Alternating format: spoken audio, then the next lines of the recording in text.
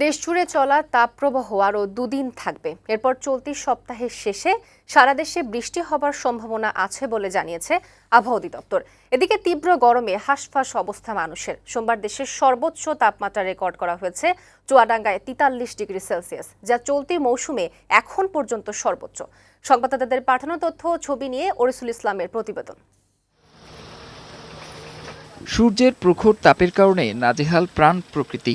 তপ্ত রোদের বাইরে বেরোনোই এখন কষ্টকর হয়ে দাঁড়িয়েছে। কোথাও তাপমাত্রা ৪০ ডিগ্রি, কোথাও আবার তা পৌঁছেছে ৪৩ ডিগ্রি সেলসিয়াসে।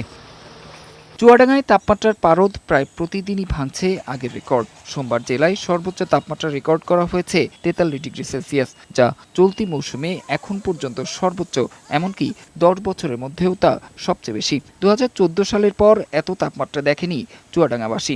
যশোরেও প্রখর রোদ ছড়াচ্ছে সূর্য। সোমবার এই জেলার তাপমাত্রা রেকর্ড করা হয় ৪২.৮ ডিগ্রি সেলসিয়াস।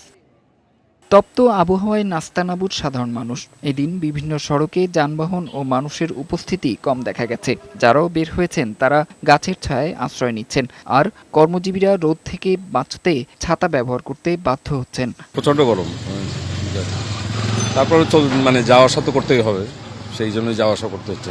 অবস্থা খারাপ, একটা করে খেপ মারেছে আর রোদে ছেঁয়া জুড়েছি, এই আর কি।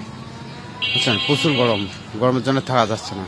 সিলেট অঞ্চল বাদে সারা দেশে ৭২ ঘন্টার হিট অ্যালার্ট চলছে, যা ৩০ এপ্রিল পর্যন্ত থাকবে। তবে চলতি সপ্তাহের শেষে সারা দেশে বৃষ্টি হবার খবর দিয়েছে আবহাওয়া অধিদপ্তর।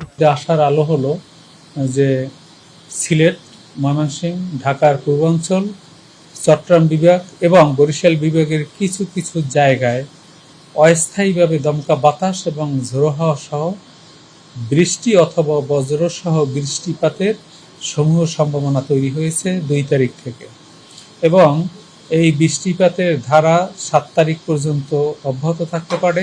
২০১৮ সালের পর থেকে দেশে বজ্র বৃষ্টির প্রবণতা কমে গেছে, তাই তাপপ্রবাহ বাড়ছে বলে জানান এই আবহাওয়াবিদ। ডেস্ক রিপোর্ট, বৈশাখী সংবাদ।